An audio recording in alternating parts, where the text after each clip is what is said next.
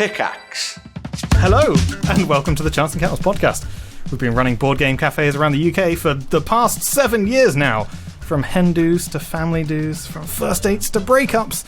We've recommended the perfect game for every situation, but now we want a fresh challenge. Every episode we'll be inviting a guest to put our board game knowledge to the test. They'll become armed with an abstract and absurd scenario, and it's up to us to figure out what that situation calls for and recommend something that will totally brighten up their Gloomhaven. Whoever's recommendation our guest loves the most will score a point, and at the end of the series, one person will be crowned the Titan of Board Games. Oh. I'm so glad, by the way, that I can still see Ben's eye roll when you make those jokes. That's part of the fun. Yeah. I just wouldn't have it any other way. At some point over the series, you'll dislodge an eyeball or something, I'm sure. That's the aim.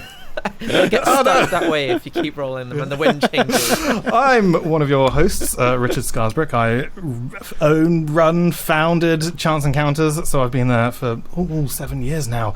And I have recently begun eating like a grown-up. I don't pick things off my food or request changes when ordering food. So I feel, take away your turkey dinosaurs. I want the real turkey. Thank you very much. Wow. Well, I'm Ben. I work with the Yogscast. I've been playing board games for hundreds of years, and I'm a big old nerd. And I am a big food baby who will throw it on the floor if it's not what I want. And our guest host for this week is Russ. Hello, my name's Russell. I actually work at Chance Encounters, and my role is head of giving a damn about which way people store the boxes in the shelves. I've been. Would you like to clarify now? And the correct answer is Horizontally. What's that? Horizontally, yeah. Really? So they all crush the one at the bottom? No, because you've got to be clever with the way you stack, and obviously you're not just going to one huge tower of games. That's just madness. But no, there's pros and cons to each, as I'm sure Rich will know from running the cafe. I at home still store them vertically. Actually, that depends on the box.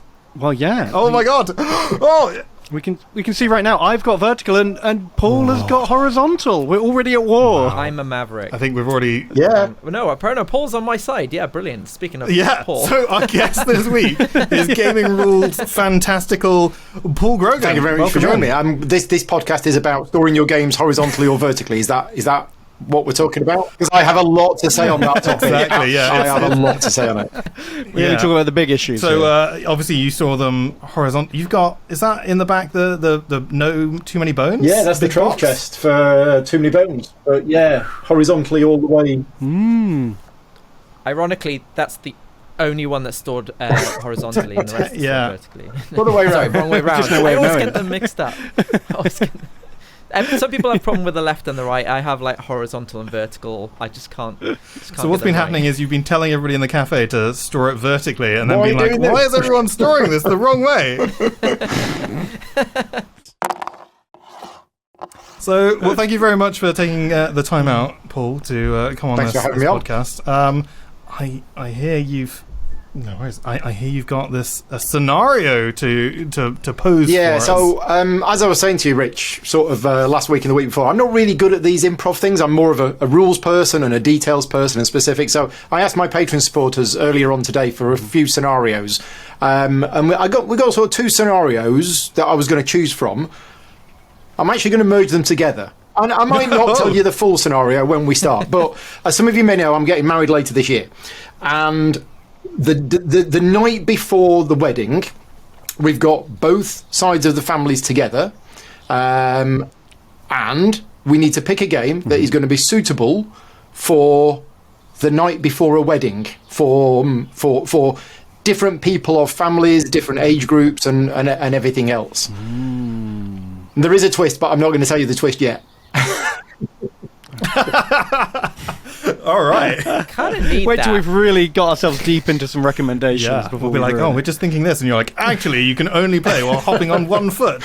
Does that mean like we want to get it out of everyone's system? We need to have a game about like interrupting and causing a panic, or does that just giving people ideas? Do we need to like? I mean, that's up to you. There's two ways of going on this, isn't there? You could actually just have a nice, peaceful game that allows everybody to get along and there's no trouble, or play Game of Thrones and have people literally fall out with each other and then be scowling at each other all the next day at the wedding. So that's up to you to come up with some suggestions. So it sounds like you've got a fairly loose scenario for us, which is great. Would you prefer for everyone to be all playing at the same time, or could we have like multiple copies of these games? What sort of like groups would you like? Yeah. Like you said age range is Yeah, I mean, quite the a long problem one, with big one. everybody playing the same game is I already know that is going to limit us on game selection to what normally classes as a party game with sort of 8-10 people. So I'm more than happy if it is split into a couple of groups, if that widens the scope of the thing. And obviously not everybody in the group will want to join in. Some people might not want to join in, so it might just be that there's 4 or 5 people that go, oh yeah, go on then, we'll play a game, and everybody else watches. So that's not a requirement then that everybody has to play? No. But a good spectator sport is a bonus. Yep. It's kind of funny because I've worked with Chance for a couple of years now, and I've actually done with Rich a wedding that hired out Chance Encounters to bring a board game selection to the wedding. So I feel like we've got an unfair advantage, maybe. Yeah. Wow, I see how this works. Oh, well, we'll find a guest. And, the thing we did recently. Very good. To be fair, it wasn't that recent. It was last year, so. right? Yeah. Was that bringing games for the wedding day? Yeah, Okay. so everyone had the wedding. They basically had the breakfast, even though it's it's like 3 o'clock in the afternoon is the wedding breakfast. Yeah. Yeah. Breakfast at night. And then everyone was like, hey, where's the board game? So we had it was a beautiful location. It was like a mansion house, and we had our own room, and they'd asked to play 2 rooms and a boom in this particular case as well, and just everyone got involved. It was amazing. Obviously they had a core group of probably some board gamers, but we brought a whole load of things, and it was good to see everyone from young. But that was a selection. No, this is one game, and this is the night before the wedding for people who are not necessarily play many board games. So this isn't like stag / hen do either. This is just everyone's chill. They've come for maybe some cream teas, having a nice easy day before the. Do you want me to let you know the twist? So by all means, it's not common knowledge, but Vicky's not actually from this world. So she's from a small planet called Ceti Alpha 5, just beyond the Mutara Nebula. And while she might appear human, her parents dropped her off on this planet many years ago with the human appearance. Her parents are not actually humans whatsoever. They are aliens from another planet. And apart from dropping Vicky off here, whose destiny it was obviously to meet me, they've not had any contact with the human race. Oh my God. So this is actually more of a alien first contact situation about the kind of games that we might play to show what kind of people we are. Just a little bit of a twist. To represent all of mankind. I feel like you've deflected the dreaded first meet of the parents onto us. Now you're like, well, if the first meet of this alien species doesn't go well, it was on those guys who gave us the board game recommendation.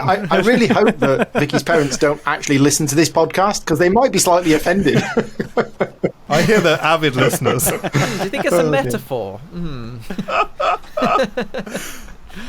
Okay, can they at least understand? Are we talking about a language barrier? Let's say that the language is okay.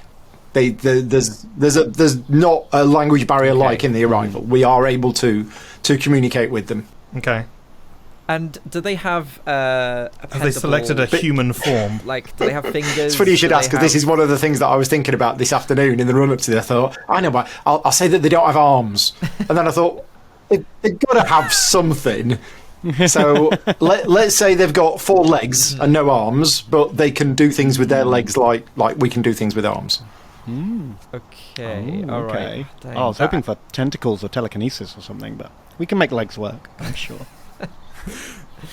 Oh, interesting. This is This is a tricky one because, yeah, I mean, I don't even know where to start. I had a suggestion right at the start, and you've really thrown me off. Well, what was the suggestion? Is it going to fit, or is it no? Well, I don't want to give it away because I might still just use it anyway if I can't think of anything else, because it's the closest thing I've got to an answer in this. So, how many and how many of them are there, by the way? Because I don't know if we ever clarified how many people. Not that it hugely matters, because not everyone has to participate. But are we talking like 20, or are we talking about 500?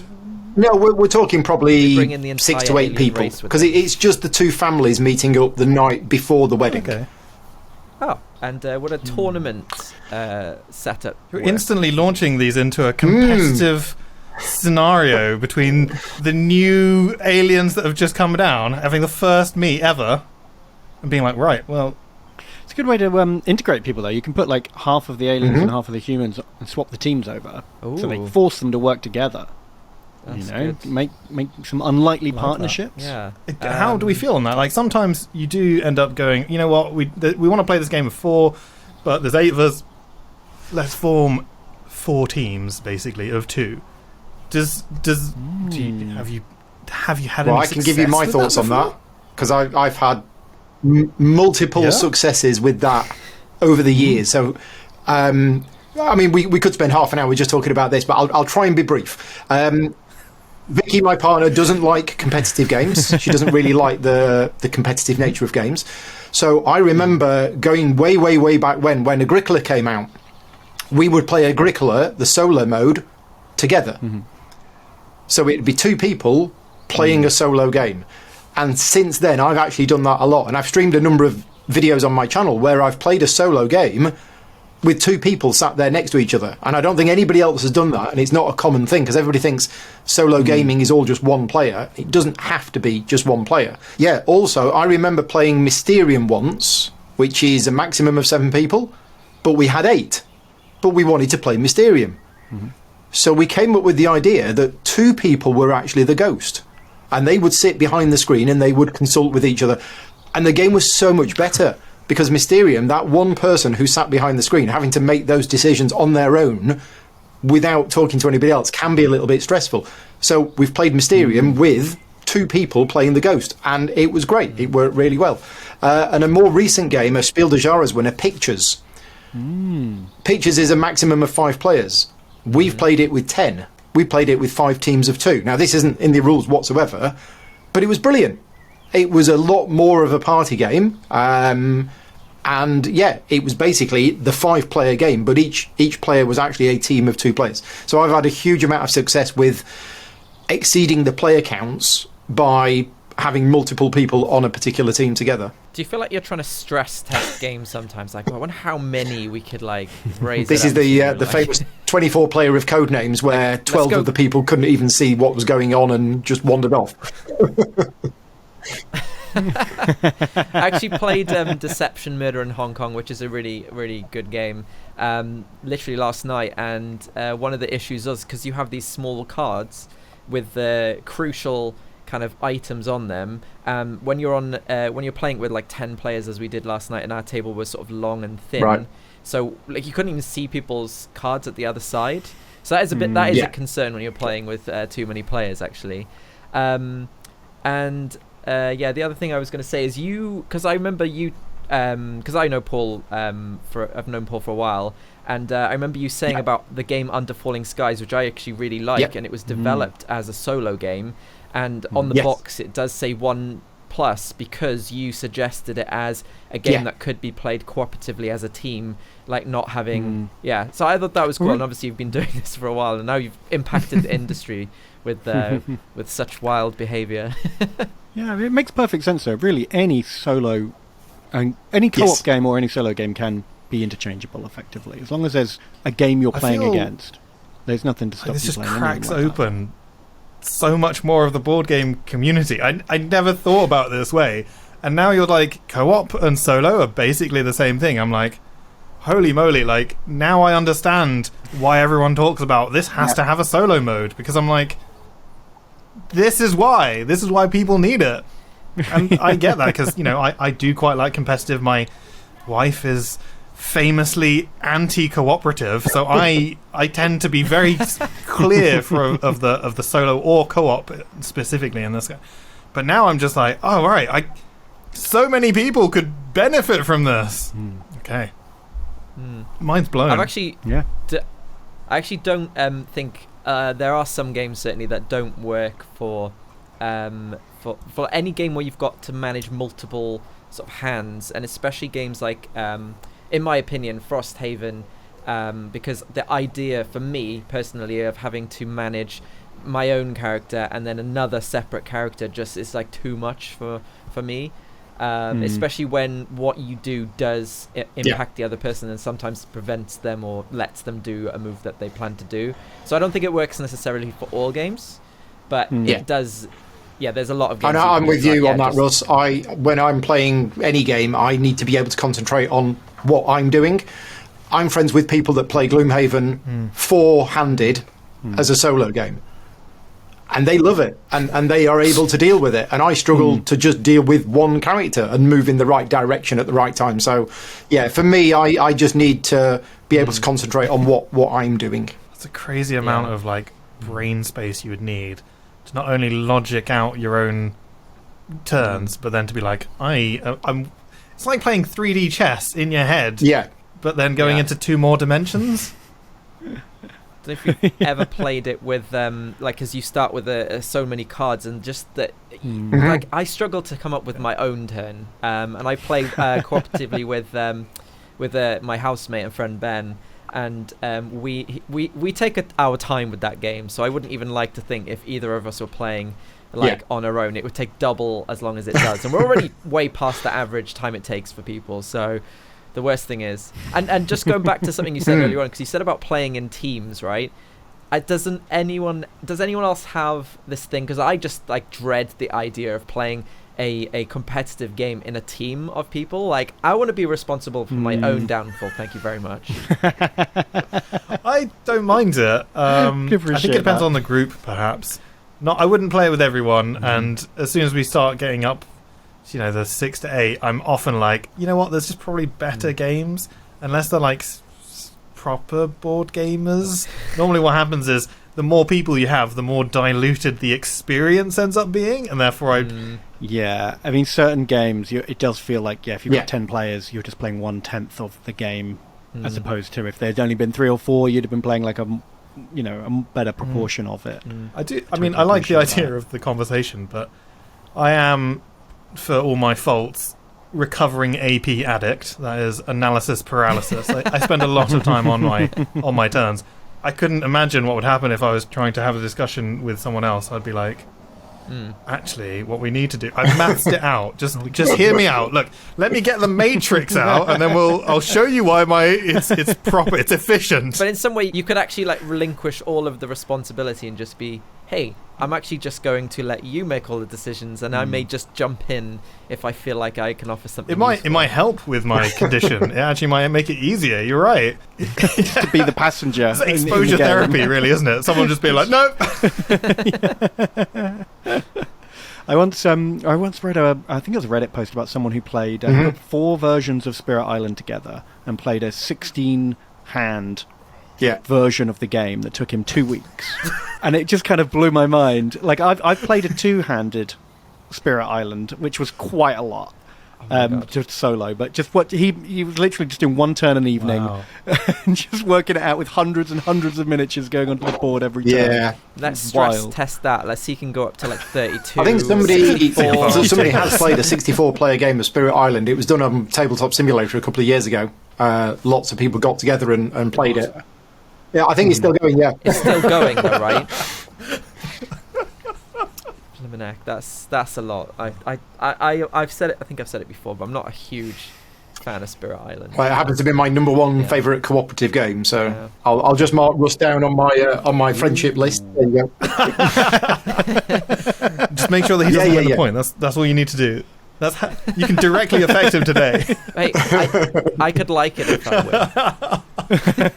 Oh, you could learn to like it. On the basis that Paul has played, presumably, a good fair share of cooperative games, even ones that aren't necessarily designed for it, I'm going to go with that's a pretty weighty recommendation for it.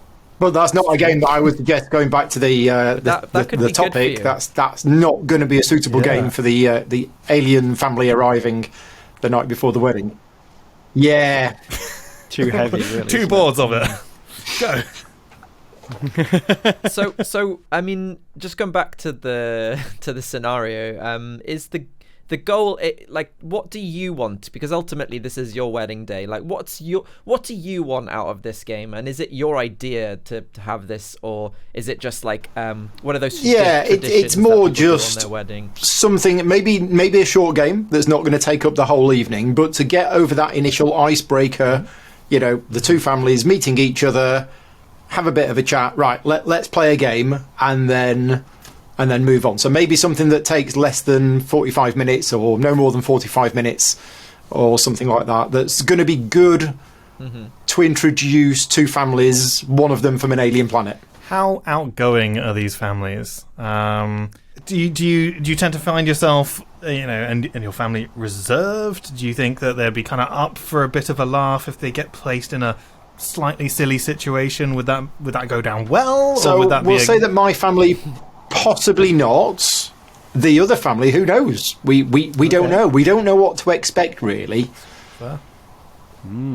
All we know is they've got no arms and 4 legs. Are we at risk of any alien faux pas?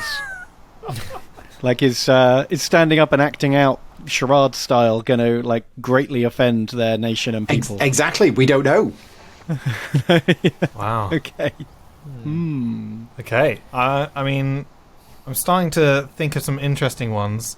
I've no idea whether or not they would work, but I've got a couple on the cuff. Ben has an actual library of games. Yeah, I'm looking for inspiration there. What would I suggest to save the humanity from insulting the aliens? So not Under Falling Skies, then. It is. That's a great game, though. I do like that. I have to say I'm not really a solo. I do like solo games, but I don't really consider myself a solo gamer because I just don't play them enough. But that game is one I'm really glad to have in my collection. I crack it out every now and then. It's just so easy to set up and it's fun. No, Falling Skies is one of my my most shameful parenting moments, when I was playing games with my boy, and then we started playing that, and it was the first time I'd ever played it, so I was learning, and I got way too into it, and he said, "Dad, I feel like I'm not playing this game anymore." I was like, "Oh no, Yeah. I've become that guy." Become the alpha gamer. Yeah, you had to dial it right back. I think that's quite nice that. But I just got really communicated into that. it. That's pretty great. I mean, most people I would play with, they'd just be like, "I'm just never going to play with that guy again." I'm just maybe that's what's happened. Is this like the first thing the families are going to do? Yeah. Or are you going to have? There'll probably be a meet and greet, but only for a few minutes. So yeah, it'll pretty much be the first thing that they do. So it's a game that's going to give them a good impression, not just of obviously the family, but obviously as the human race. So no pressure. No pressure. I mean, whatever we introduce them to, they're just going to be like, this is the thing that humans do. This is what they're all well known for. Yeah. I mean, I have a similar concern whenever I'm introduced to somebody who's brand new to the hobby, and you must get this literally on a daily basis.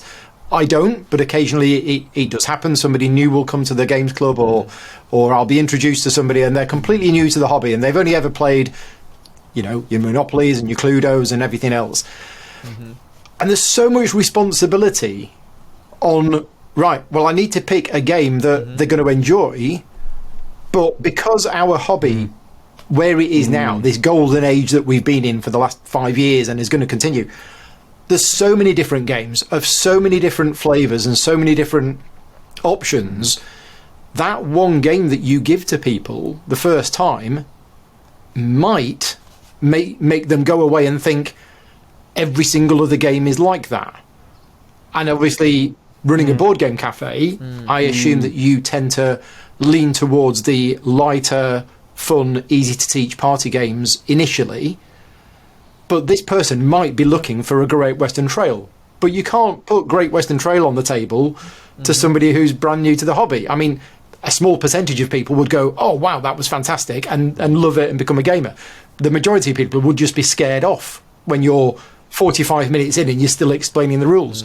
But you don't want to play a silly fun party game and then them go away, say thanks very much, and then go, oh god, that was awful, and them not actually get a good appreciation of what the entire hobby is. Happened literally about a couple of hours ago. I had this exact same situation where they come in and I asked them what games they've played, because that's a good barometer of sort of where they are in the gaming hobby. And they came in and they said, played Scrabble, Monopoly, and I was like, okay, great, classic games.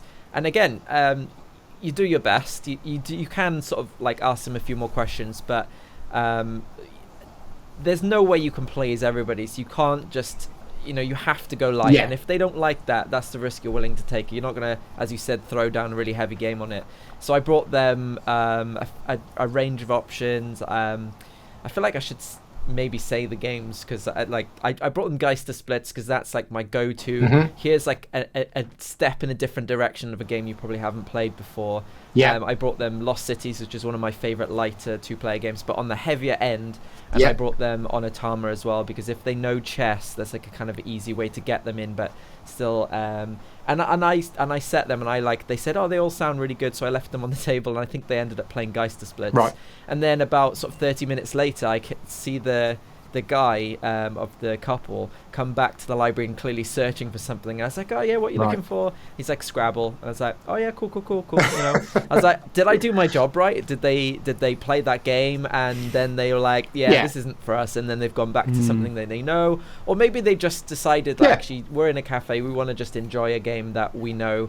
There's no way, and I don't want to sort of like pry, so I just left them to it, and I think they had a really good time. But yeah, it's so funny how you put a lot of pressure on yourself to try and pick the right thing. And I remember I was in a situation once where some people had come up and they said, oh, we've played Catan, and straight away you categorise them in a totally different ballpark to the I've played Monopoly and Scrabble, which we hear all the time. So the fact that they played Catan, I was like, right, you are a step, you know the game, you know the hobby, So I got out ones of something similar to that. I think I got out like Carcassonne, Ticket to Ride, Splendor, all of these sort of, reasonably lightish gateway games. And then the other person who was helping me run it suggested Cards Against Humanity. And I just put my head in my hands and I just went, I'm not the biggest fan of that game, it must be said. Well, it's the fact that they came in and said, oh yeah, we've played Catan. So I was trying to pick one of a similar thing to that. And what they came in with, oh yeah, no, this is the game we always use on New People because it's a good introduction to the hobby. Yeah, I don't speak to that person anymore because personally I don't think it's a good introduction to the hobby, because I don't think it is representative of what the board gaming hobby is. It's got its place and it's got its time when that game is fun with the right people, but I don't think it's a game that should be played with brand new people. So I'm hoping none of you were going to suggest Cards Against Humanity as the pre-wedding family get-together. Strike that off. It's really throwing you in at the deep end there, isn't it? Sink or swim, if that's how you're going to meet the family. You might, it might be. And tonight we're going to play Naked Twister. Everyone. It's like, we're either going to become the closest family ever, or we're never looking at each other in the eye again. I have to check actually before we do the recommendations, Paul. Is this? Are you going to forego your own personal preferences and pick the game that you think is best for the scenario, or do we have to appeal somewhat to your... This is not going to be my choice. This is going to be the game that I think is going to be best for everybody else. Otherwise, Ben could just turn up with that copy of Star Wars Rebellion that I can see in the background, and we'll play that. Just screw everybody else, leave them at the bar. I'll just play that. It's your wedding night. Yeah, who cares if the aliens haven't seen Star Wars? It's fine. it's good enough. They don't need to have played it. All right, and with that, let's get on to some recommendations. Does anyone have anyone that they would like to go first with, the one that they're feeling confident about? Well, I was gonna say Cards Against Humanity, but I need a second to think of a new one. That's fair. Oh, cross all of those out. Exploding Kittens, no. I'm gonna be saying I'm not that confident about my choice for this one. I'm usually feeling pretty good about it, but the one I had in my back pocket was one we have already suggested on a previous, and I feel like, new content. You can double is the dip. way. No, I'm not like I'm not doing what you did to Spirit Island then. Wow, shots fired. Oh, called out. It's a quality game. It deserves to be recommended every week, as far as I'm concerned. I'm happy to go first. I'm happy to go first, just even though I'm not confident. I think we're all going to be the least confident we've ever been when recommending for an alien interlopers. Yeah. So go for it. Well, Yeah. what was your pick? Into family weddings. So it's I just thought you want a game that's sort of like really simple. I just before I suggest it, I just want to clarify that they're okay with like language, so you can still teach them the game, right? Mm-hmm. Okay, fine. So one of the games that I want to check. Sorry, I've just had a last minute change of suggestion because I want to check if I've done it before. Because I think exciting. This just in. Yeah. Breaking news! Russ has changed his recommendation yet again. Oh, I haven't. This is Let me great. interrupt this Okay. podcast. Okay, I can do it. All right, so obviously, with a game that you're introducing to people, I know that you said they're not too worried about them understanding it. So rules-wise, I'm assuming we're good as long as we can sort of pass on the rules. But one of the games I love introducing new people, and it's as much of a spectator game as it is a game that you can participate in, is a game called Jam Sumo. So this game, I might have mentioned it on the podcast before, but I don't think I've ever suggested it. It's a wooden game. So it's one of those really nice wooden created games with dice, but it's a physical game. It's not necessarily strategic. It's just flicking dice onto this wooden board. It's super simple. This wooden board has 4 corners, and on each of these corners is a little like raised platform, and in the very center of this board is a small hole just enough to fit a dice in. So there's 2 parts to the game. The first is the jam part, and then the second is the sumo part, hence the name. Although how close that represents each half is dubious, but whatever. The jam part is you're trying to get all of your dice into that center hole. So all you do on your turn is you either take a dice from your supply, or you flick a dice that's already on the board and try and get it in the hole. That's all you do. However, the game that part of the round ends when any player's dice have all been sort of removed, and then the rest of the players will count the number of pips on all of their dice remaining, and that will be their negative score going into the second round. And then the next part of the round is the sumo, so everyone takes all their dice back into their supply, and then they'll line them up on the corner just in front of these little raised platforms on the corner. And again, their goal is about flicking dice, but instead this time you want to try and keep all of your dice on the board. So getting them in the hole or flicking them off is the way to lose points, essentially. So it's really, I hope I did a decent enough job of explaining the game there, but it's just a really light game. You show people what to do. Within like a minute or two, they kind of grasp the concept of the game. But every time I've played it, it always gets a lot of laughs.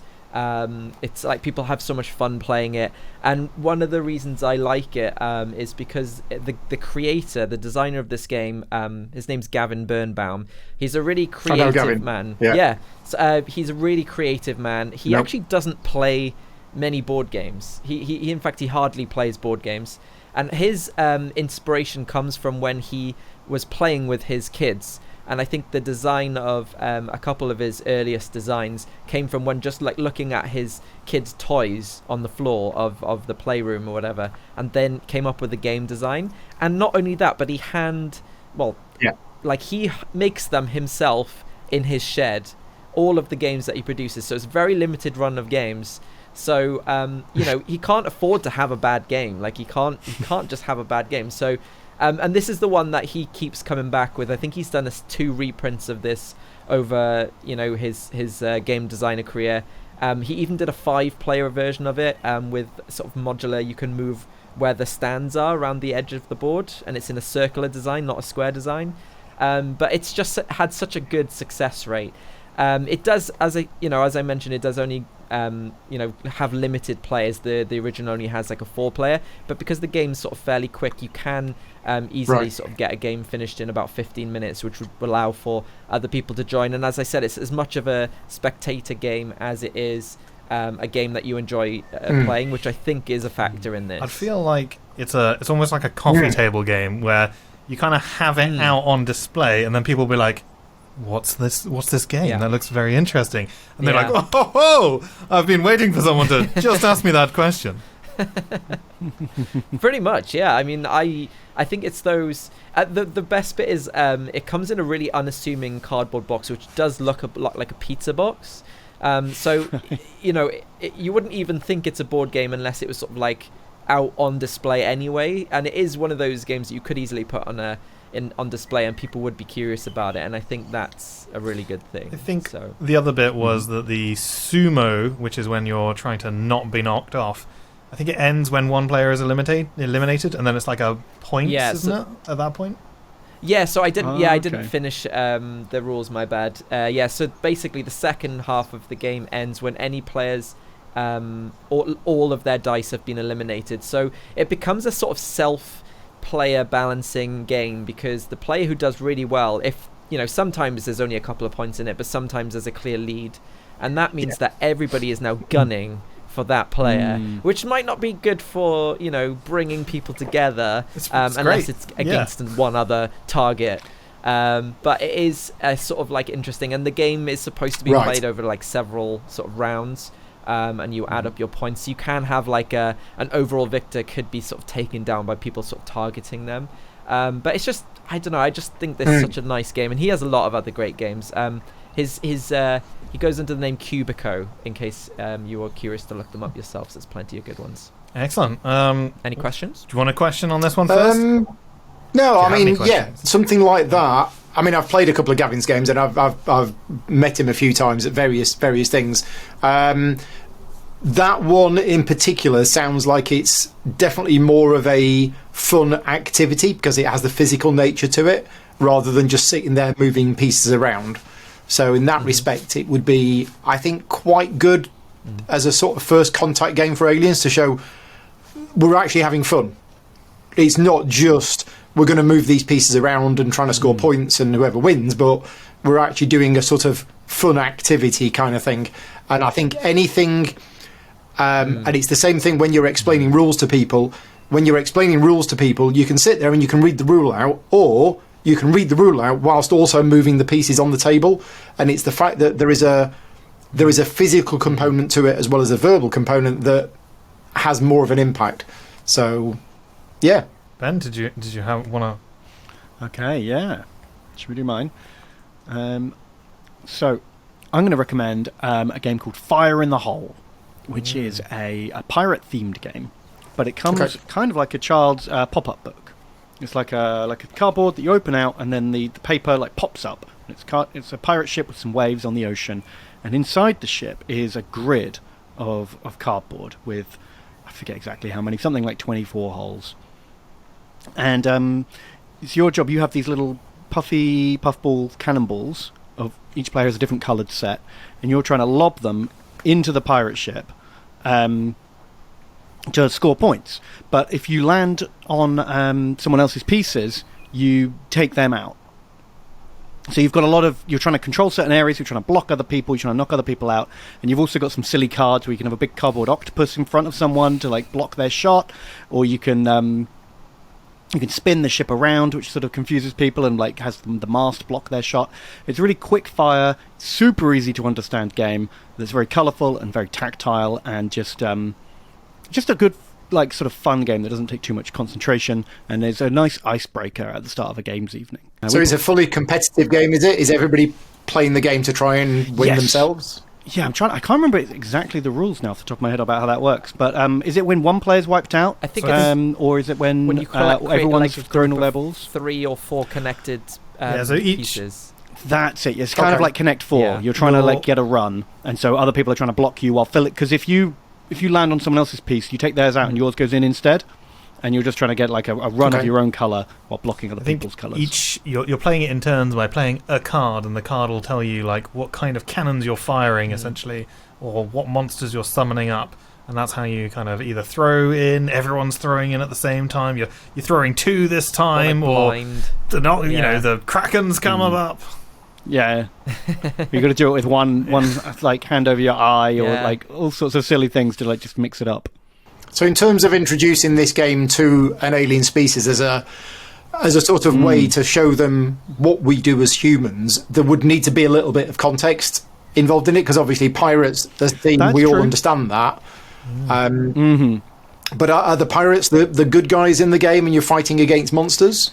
Well, you're just trying to Right. land your shots onto Okay. the boat. So I guess the pirates are the bad guys, and we're all trying to defeat them Right, together. okay. But whoever gets them the most is the winner. Wow, I did. I guess the theme's not super strong. It's more it's kind of silliness that's just about throwing kinda little like- balls of like. Like Connect 3 on a pirate ship. And now I'm like, Yeah. wait a second, that it's really cool.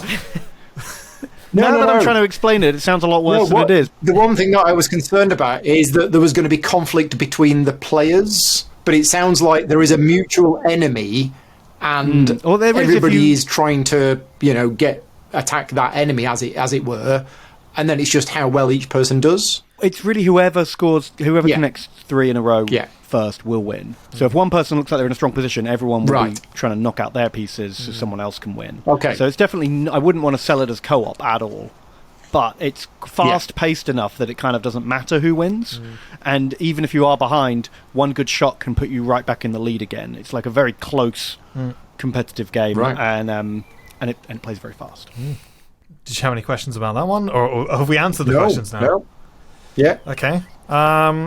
So for my recommendation, I've gone with a similar theme, I think, which is we're avoiding the strategy. I think that's probably the wrong entry point for these new in-laws, potentially, of yours. I think we are kind of icebreakers, kind of easier. The game I would recommend is going to be Cluster. So Cluster's quite an interesting game. There's essentially 24 magnets in a box and a piece of string. And the string is laid on the table to make a circle, a hoop, and then you just take it in turns by placing a magnet into the string circle that you've created. You can make it harder in theory by reducing the size of this little circle. But what you're trying to do is get rid of your entire hand of magnets. If you place it down... Or foot. Sorry? Or foot. Or Yeah. foots of magnets, yeah. And what will happen is if you place it down in such a fashion that some of the other magnets attracted to it, then you have to pick those up, and then you add it into your hand, and then you carry on going. And it's this really interesting, quite like a bit of tension, but it doesn't really matter. The stakes are pretty low. You can play a game in under 2 minutes. You can make it very difficult. If there was 8 of you and you wanted to play, just use 2 boxes of it. I'm sure it'll be fine. Or you make it an interesting circumstance or whatever. So I think it's really interesting. It goes down very well as a very light ice-breaking game. You can kind of get that on. I normally use it as like the first game we play when people sat down, and then you're like, okay, stop talking, stop chatting, stop asking people how you've been. Let's get onto the board games, right? And so I'll bring out Cluster. They'll be like, oh, cool, what's this? And then we'll be like, okay, we've played that.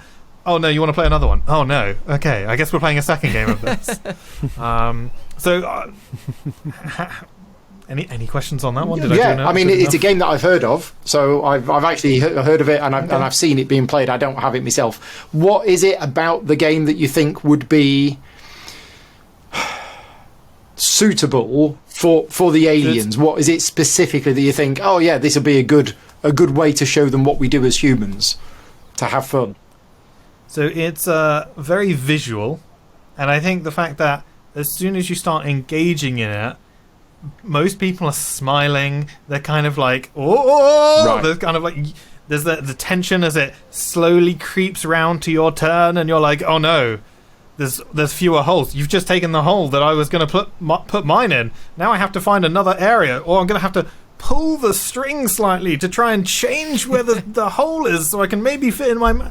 And so I guess the what we're selling to the aliens is having a good time, and whoever I bring Cluster out to, they always have a great time. So it is a bit of a bonding experience. I've definitely seen when people like instantly you're talking about it, you're just like, oh my god, this is so tense, or you're instantly communicating about the game that's going on at the time, and that's kind of what we're I like when you're meeting people and you know it's an instant connection with someone that you otherwise didn't have, and that can really make the rest of the evening very easy.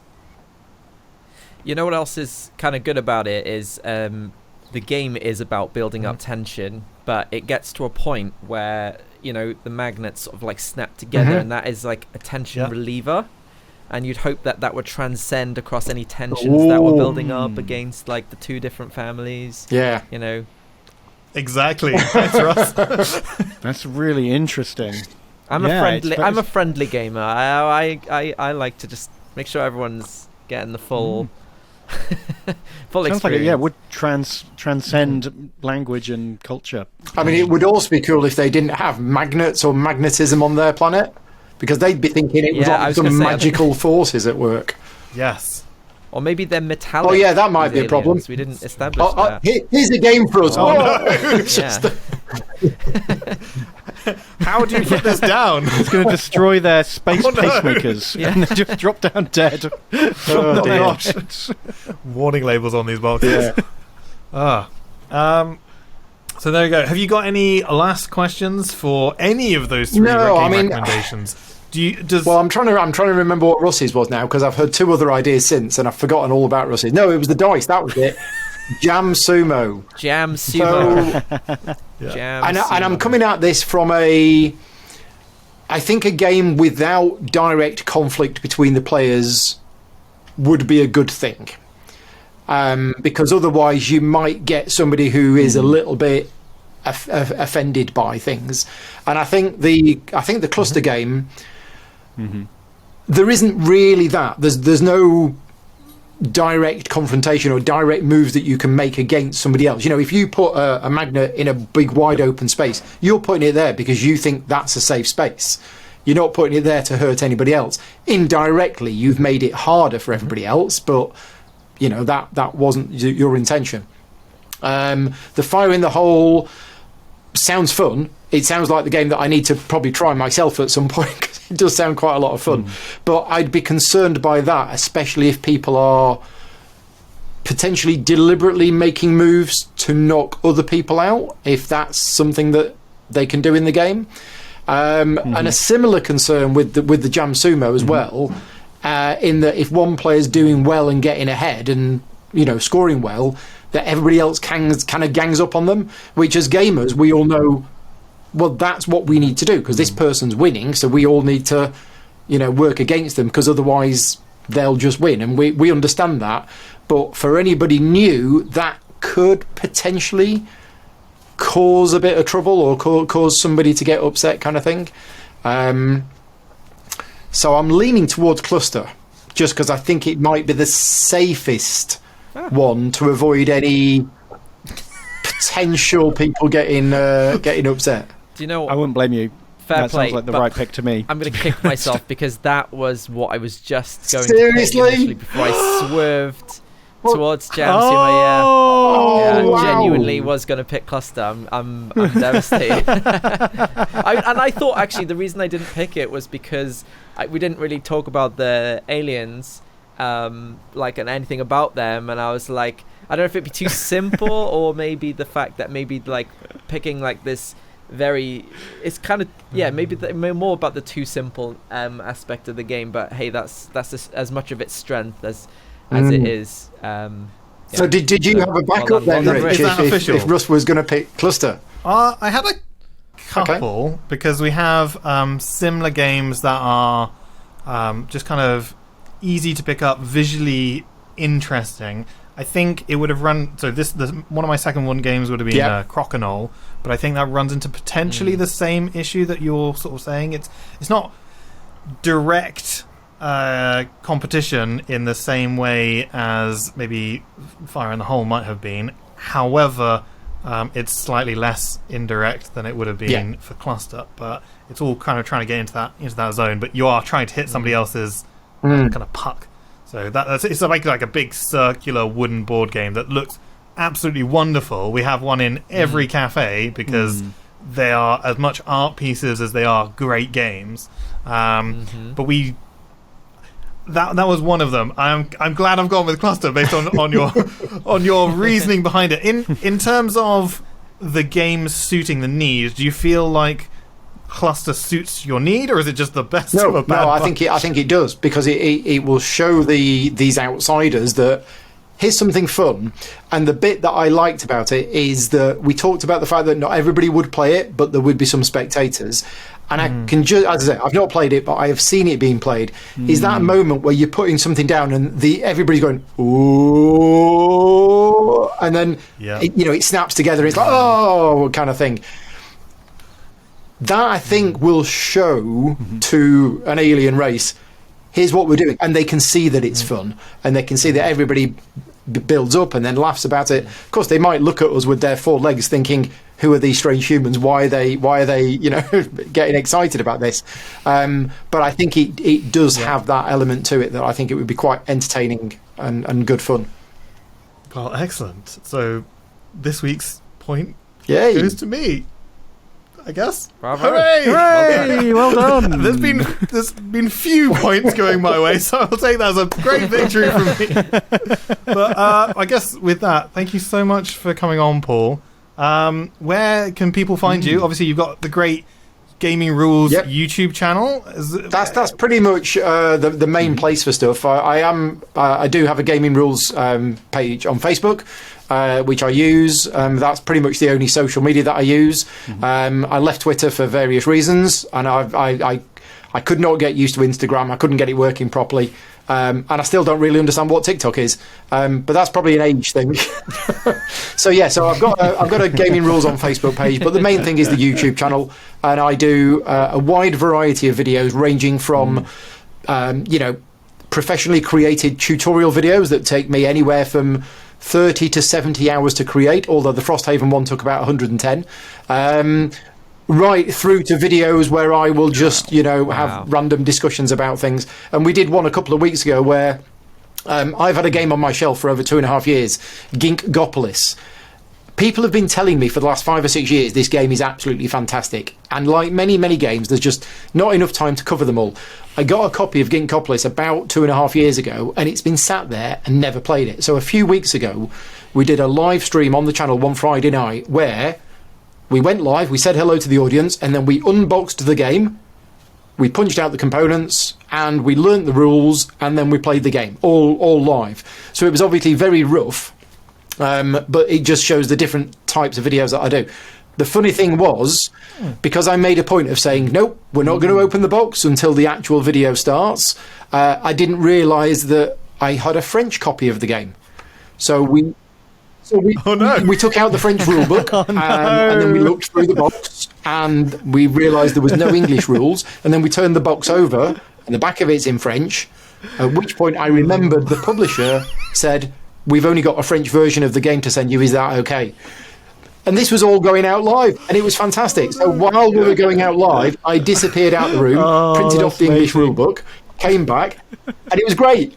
But of course, the reason I'm sort of mentioning this is that I'm known for my tutorial videos of being, really well done, really scripted, really well.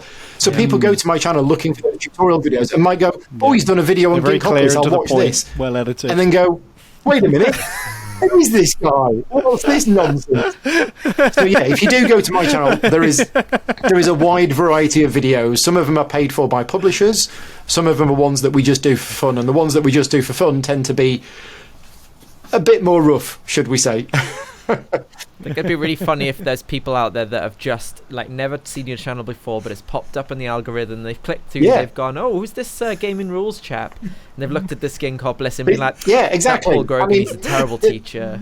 No, exactly. Doesn't even know his own this is game. one of the downsides that I've got. Now, a few people over the years have told me that I should just keep my channel for the instructional videos that are well done, because then that's the brand. But that's not me.